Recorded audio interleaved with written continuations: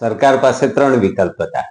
એક વિકલ્પ તો કસ્ટોડિયન કમિટી મૂકવાનો, બીજો વિકલ્પ તો આ બોર્ડની મુદત લંબાવવાનો અને ત્રીજો વિકલ્પ તો આ વહીવટદાર મૂકવાનો. એટલે જ્યાં સુધી કોર્ટના નિર્ણયો નહીં આવે ત્યાં સુધીના સમય માટે રાજ્ય સરકારે આ વિકલ્પનું પસંદગી કરીને વહીવટદાર મૂક્યો છે.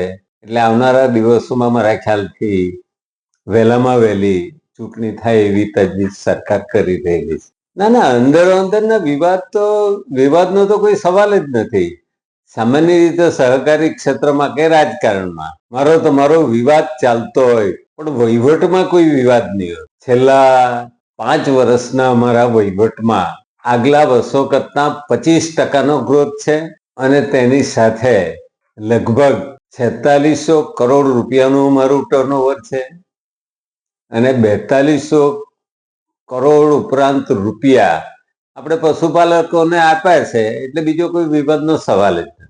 ના, ડિરેક્ટરનું તો 5 વર્ષની મુદત થાય એટલે ફારેક થવાનું જ છે. એટલે એમાં ચર્ચાનો વિષય જ નથી. સુમૂલનું ભવિષ્ય ખૂબ ઉજળું છે.